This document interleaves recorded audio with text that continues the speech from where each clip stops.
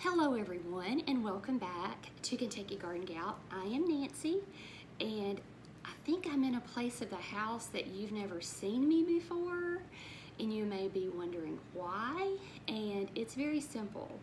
Since I have started listing things on eBay, every table, every extra bed, every counter is just covered with things that I'm listing and packaging and things like that. So I had to find a corner that just wasn't a mess. So this is where we landed today. So I want to welcome everybody to the channel. If you're new, welcome everyone. And I want to start out by telling you that I garden in zone 7. However, in this video, it doesn't matter. It is information that you can use for any zone. So in this video, we're going to be talking about 4 ways that you can save money when you're gardening. And it may end up being a little bit longer than the videos that I usually do. So what I'm going to do is break it down into 4 parts. And then that way, if you're only interested in a certain part, then you know where to skip to in the video. But we're going to be talking about soil, plants, tools, and hardscape. So let's jump in with the first one, which is your soil.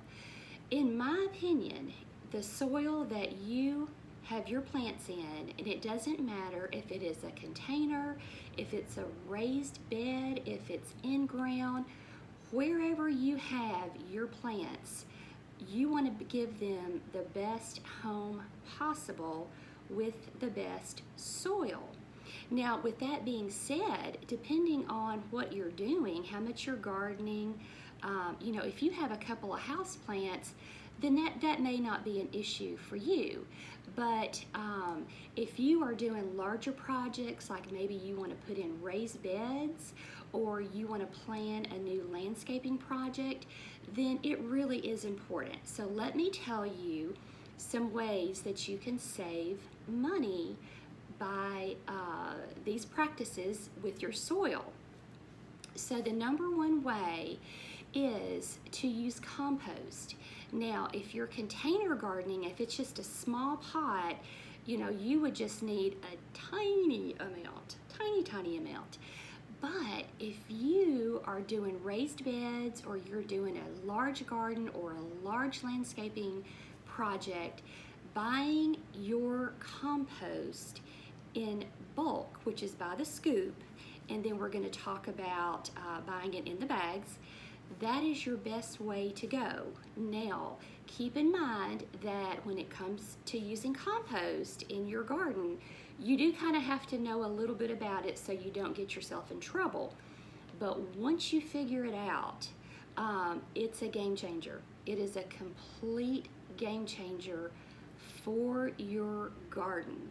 So when I'm talking about compost, I'm talking about horse manure, cow manure.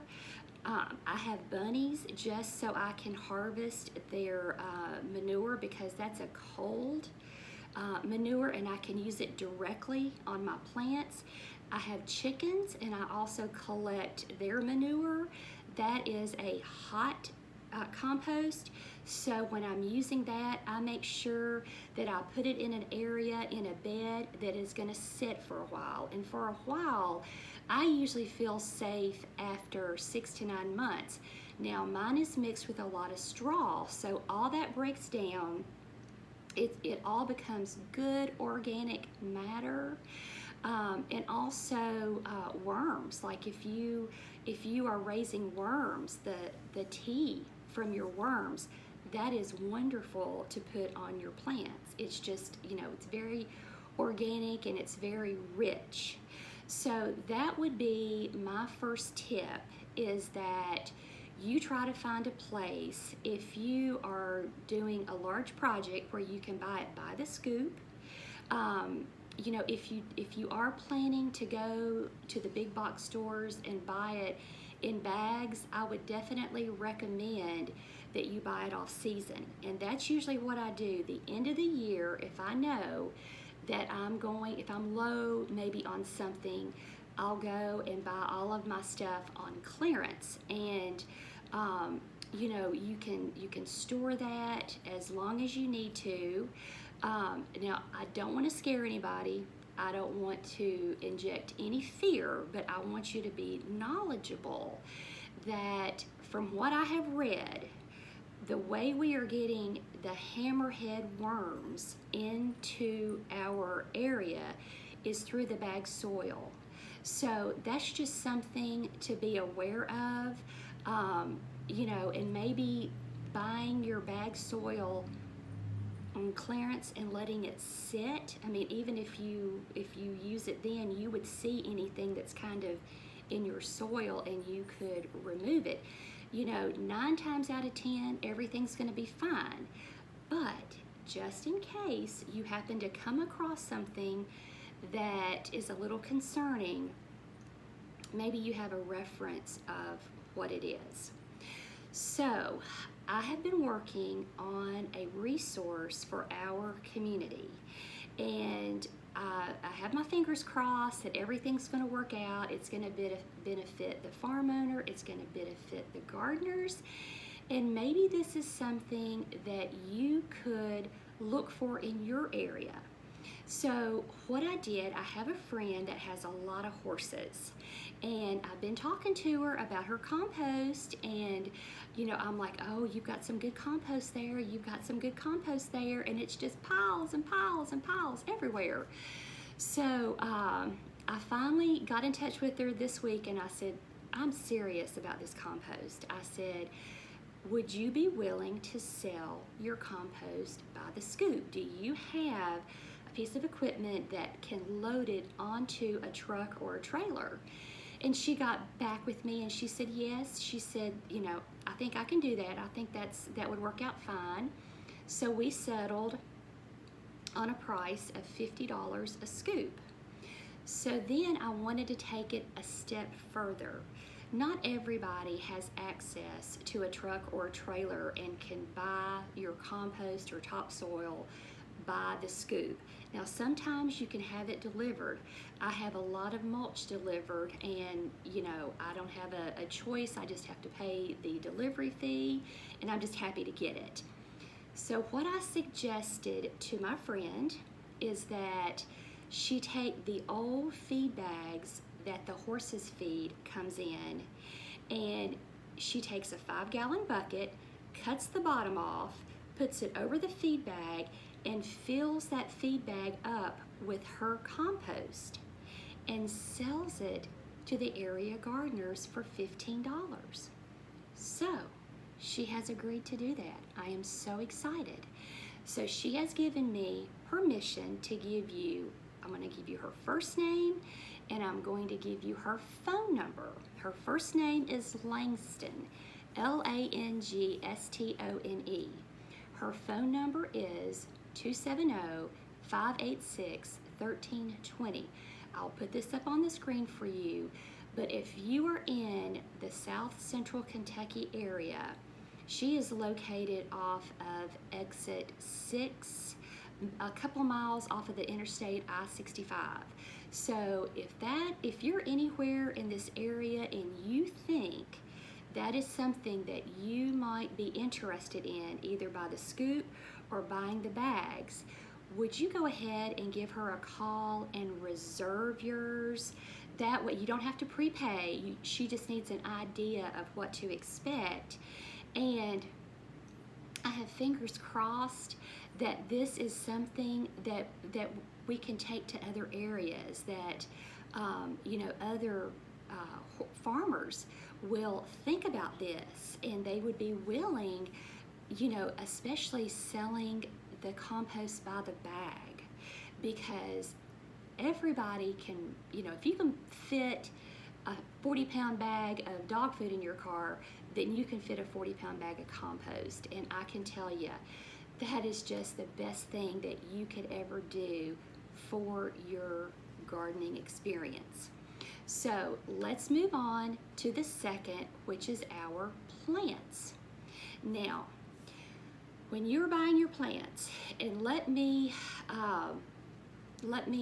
make sure that you understand what I'm talking about. I'm talking about if you go to the big box store, and I'm going to use foxglove because that is just a flower after my own heart, and I absolutely love them. So even though I can't afford them, I do go to the nurseries and I do look at them. So when you go to the big box store and you buy, say, a gallon size foxglove, you're going to pay about $13. Now, what I always do when I go to the nursery and I'm going to buy something, I look in the plant, because oftentimes the grower will put one seed versus two in there, and you may have two plants that you can go ahead and take home and divide. I see this all the time with hostas. If I find a hosta that I don't have in my collection, I will buy it, but I always look and see if there's maybe one cup that has more than one plant in it. So that's just a smart tip when you're at the nursery to use. Now, another way that we can have more plants and save money is by pass-along plants. I've talked about this in many of my videos, and 80% of the plants that you see in my garden are pass-along plants. Those are plants that other gardeners have given me. Maybe I've gone to area plant sales and picked up plants, including trees, shrubs, things like that. I get a lot of my trees from the local conservation office. So check with your office in your area, because generally in late winter they will have a tree giveaway, and these are free, but you have to get there and you have to get your trees. So in just a few minutes I will put in where I received an order of trees, 10 trees from the Arbor Day Society, and I think it was $10 to join, and then you got the free trees. So that's what I did, and since I have joined the Arbor Day Foundation, I have actually ordered more things from them, because about once a month I will get something from them. And the last one that I ordered, it was 5 shrubs for a donation of $20. And that comes out to $4 a shrub. And this was a shrub that I wanted in my garden, and had actually bought one here and there since I've been gardening, and it didn't make it. So now I'm hoping that I'll have a really good start with these 5 shrubs.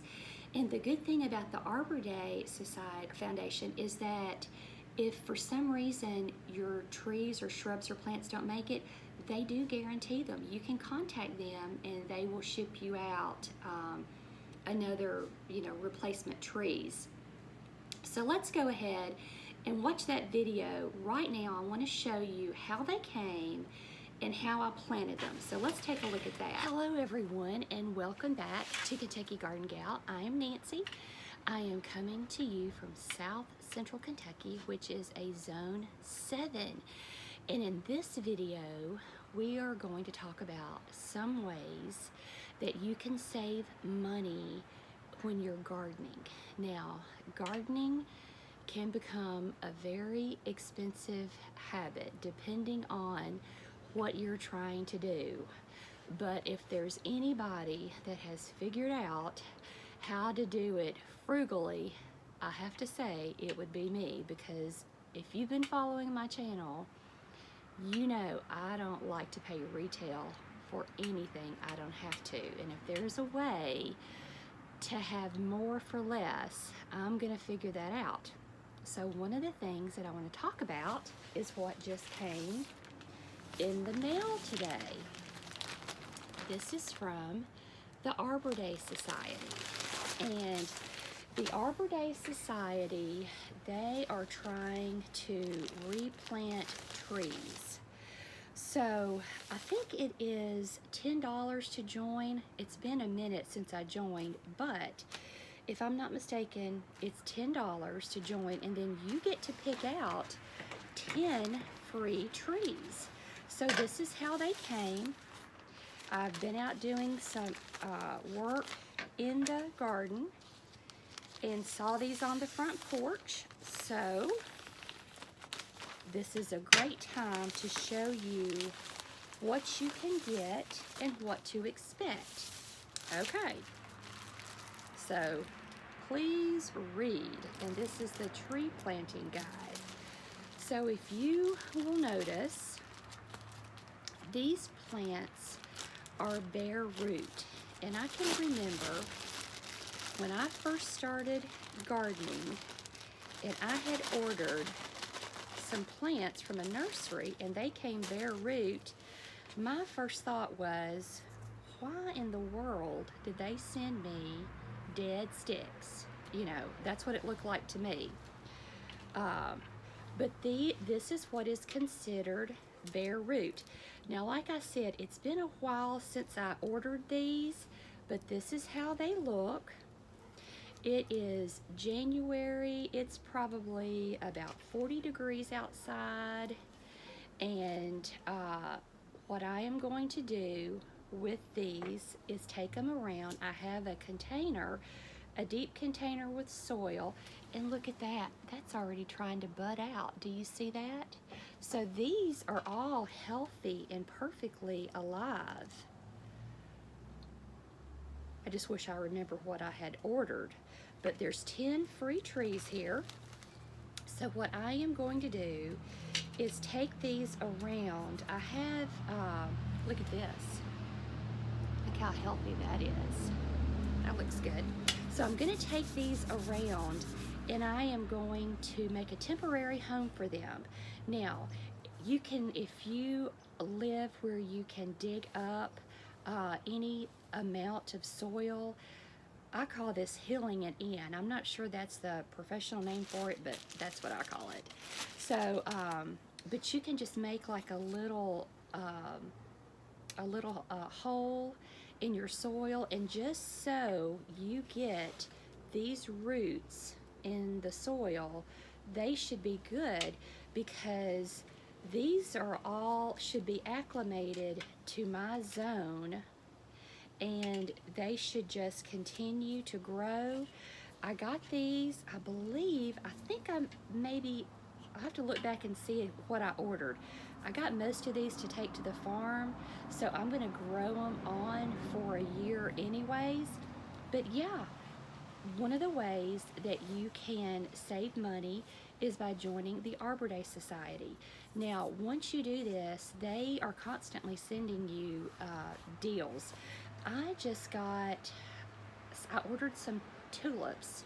They're already planted. It's been a while ago.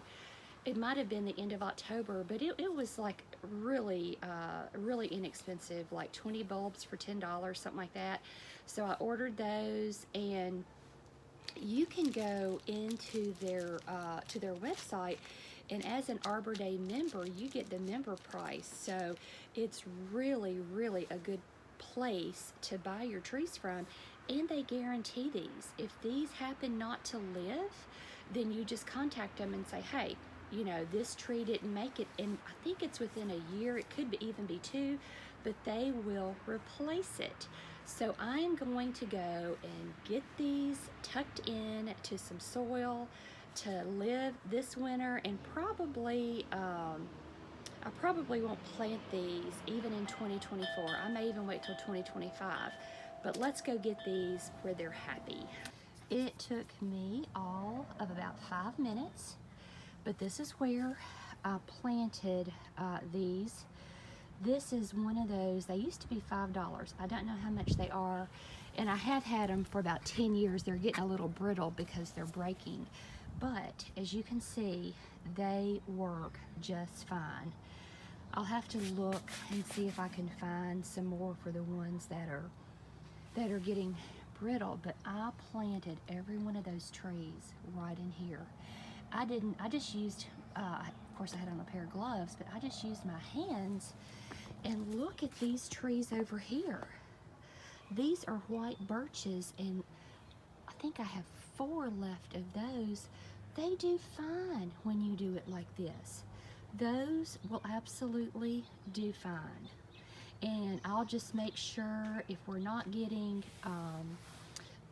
enough rainfall, I will come out and give them some water. But as far as what I need to do for the next month or two, just keep an eye on them and keep them, make sure they're not dripping wet, but that the soil is moist. I hope that that was helpful to you and that encouraged you to buy bare root trees and shrubs.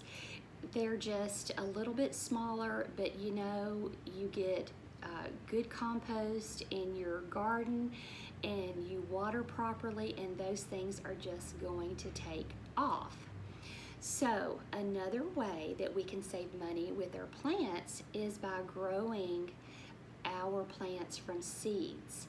And I have done several videos on starting seeds, and you know, I had been a gardener for a long time before I ever did that. And I think I was looking back, I'm like, well, why? You know, why? What was I afraid of? First of all, I don't know. You know, maybe I needed the instant gratification of going to the nursery and having the plant and it's in flower and you take it home and you plant it. Maybe that was it. Hopefully I've matured a little bit at almost 60.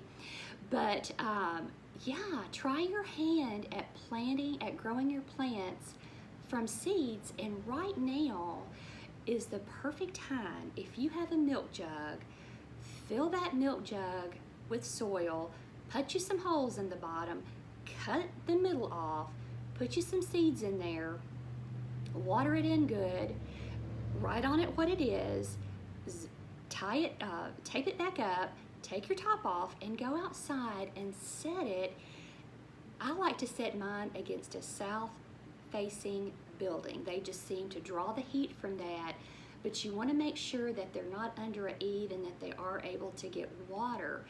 But you know, a little bit of soil, whatever seeds that you want to try.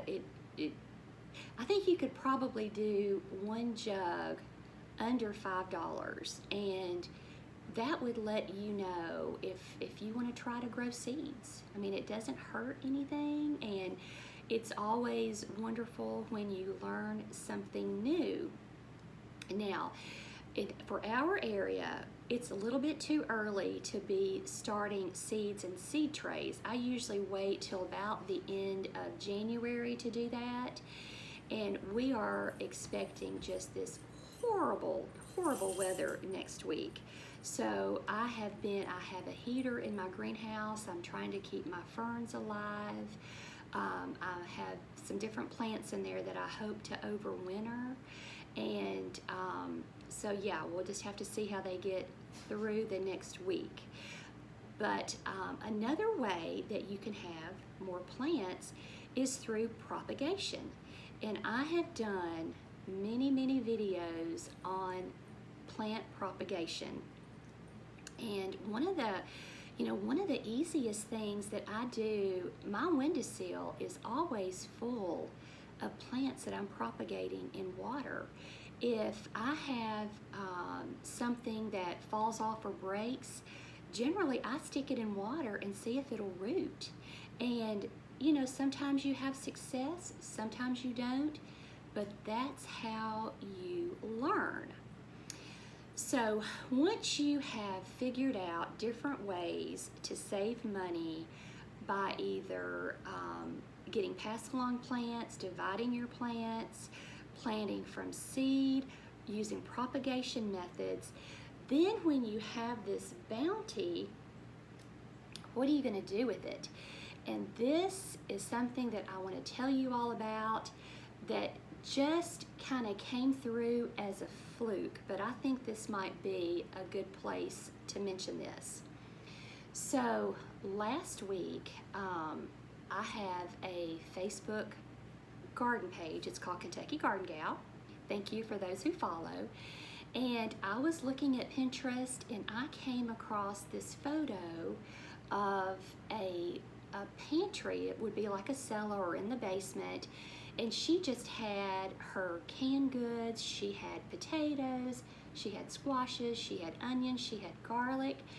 And so I posted that on my Facebook page, and I said, this is what I want my pantry to look like. This is the level I want to get to with my gardening. Well, it went viral. It just simply went viral. And the #1 comment that I saw in the comment sections was, "This reminds me of my grandmother." And it was very true for me. That's how I grew up. My grandmother, she did every bit of that. I remember her walkout cellar. She would send me down to the cellar to get things. But what that planted in my head was, people are hungry. They're hungry for knowledge on how to grow and preserve their own food. So with that in mind, I just happened to have a friend who is the queen of gardening. So I called her up and I said, would you let me come and do a video of you canning, like a beginner's guide to canning? And now this lady is a retired teacher, so she's great at teaching us how to do things. And she said, well, I would love it. And then we talked a little bit more, and I was telling her, about this this photo that had gone viral, and how I feel like there's so many people who want to learn these basic skills. So this is what we have come up with. My friend Sharon, and let me show you her house. And this is her house. Now this is in Franklin, Kentucky. So it's just going to be for people in this area. If you're in Warren County or Allen County or Logan County, that might be something, this might be something that you would be interested in. But Sharon has agreed to host a beginner canning class at her house in her kitchen. And it has to be limited to 10 people. She is going to let me video, so everybody that's there hopefully will agree to let me use their images in the video. If not, we'll just make sure that I don't get them, or I can edit them out or whatever. But she is going to suggest that that we tip her $15, and that's a suggestion.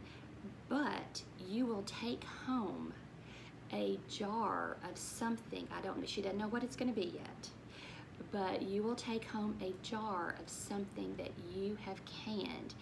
And what we want to do is take you from the beginning of the process to the end. And right now we have to limit it to 10 people. And I will be creating an event. When she gives me the date and time, I will be creating an event on my Facebook page. So if you're interested and you live in our area, make sure that you watch for that.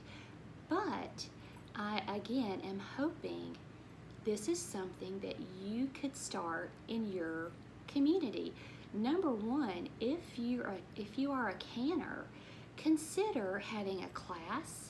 If you're not comfortable having a class in your home, maybe you could meet at the library, just some way to get this information to people.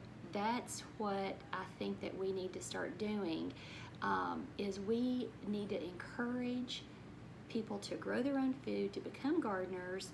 And then if they want to take it a step further, maybe they want to try to reduce their grocery bill or become more self-sustainable, whatever the goal is. Let's help people learn. And I just think it's so much fun. So that is going to round up the plant part. And the next thing that I want to talk about, where you can save money, are your tools. Now, I'm talking about hand tools, I'm talking about garden tools, you know, whatever you would need in your garden, because, you know, once you get past like container gardening, small container gardening, chances are you're going to need some tools. And being a gardener for as long as I have been, I always, always, always go to the end of season clearance. And that is where I try to buy most of what I need. You know, if I have to pay retail for anything, I get grouchy. So I really do try to be as frugal as possible. So let's talk about hand tools. Now, I'm talking about your nippers, your trowels, different things like that. Yes, you can go to the Dollar Tree and you can buy these, and there's nothing wrong with that. Please don't feel like I'm shaming you whatsoever, because if you've been watching my channel, you know that I promote start where you are, use what you have, and do what you can. That's, you know, that's just the way I look at it. So, and I do actually like to go and get, when the gardening products come out at the Dollar Tree, I will go and buy 10 pairs of gardening gloves, and then I use those throughout the year. Now, if I'm doing something heavy duty, like if I know I'm going to be really digging, I do have good leather gloves, but for my general gardening, just to slip something on my hand, I do wear the Dollar Tree garden gloves, and I love them. So, plug for Garden Tree. Dollar Tree, make sure you go and get your gloves. Now, as far as their tools, you know, just know that they're not going to be heavy duty. So my suggestion would be, you know, use what you have, obviously, but if you are where you can maybe buy yourself a good pair of loppers, or, you know, something that you think you would use in your garden, then look for it when it goes on clearance. Another wonderful place to pick up garden tools are yard sales and estate sales. And anytime I go to an estate sale and they say you can go to the garage, I get really excited about that, because, you know, chances are these are going to be good tools, you know, with good handles. They're going to last. And lots of tools that you buy used like that, you know, you can, if they're not in the best of shape, you can clean them, you can sharpen them, and then, you know, you can store your tools properly, and then that helps your tools to last a lot longer. But that's another good place to get your tools, is by end of season clearances, yard sales, and estate sales. So let's talk about the hardscaping. And by the hardscaping, I'm talking about bricks, I'm talking about pavers, I'm talking about bird baths, I'm talking about anything concrete, pergolas, potting benches, anything like that. And also electric tools or gas powered tools. Facebook Marketplace. Facebook Marketplace. That is where I buy everything. I bought a Craftsman tiller last year, because the electric tiller that I had used for probably 10 years, and it was something a little bit smaller. I needed to start out with something smaller to build my confidence in something that I could handle. I think it lasted me 15 years, and I was actually doing a landscape project, and it was in the heat of summer. I should have known better, but it was contractor soil. It was a new build. This soil was hard as a rock, I kid you not. and I tried to use my tiller and I broke it. So that was actually my fault. I should have had more sense than that, but lesson learned. But I was able to replace it by looking on Facebook Marketplace, and went over to Gallatin and picked it up, and just absolutely thrilled with it. Now, you know, my children, I also have to hand it to my children. They are so wonderful. For Mother's Day, which is in May, and my birthday, which is in May, they will say, "Mom, is there anything that you need for the house?" And because I try to do as much of my work as I can, but I do need the equipment to be able to do it. So last year, no, it may have been 2 years ago, when they asked me this for my birthday, I said, yes, I need a good blower. So they all chipped in. I went to Lowe's and bought a good blower, and I just absolutely love it. But now, you know, you can also, like I said, look on Facebook Marketplace.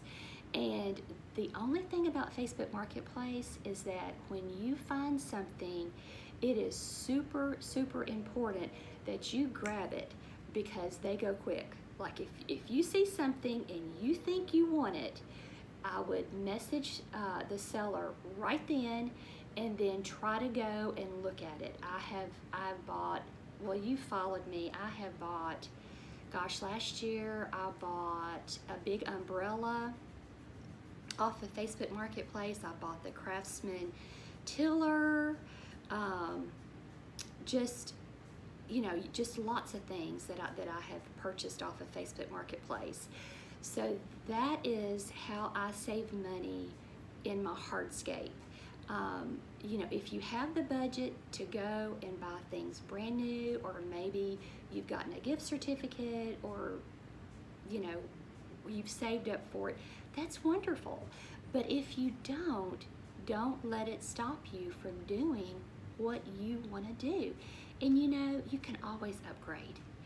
Right now, I am still upgrading things here in my garden, and I've been here for 30 years, you know, and believe you me, I use things until I absolutely wear them out. I try to get every ounce of use out of it that I can.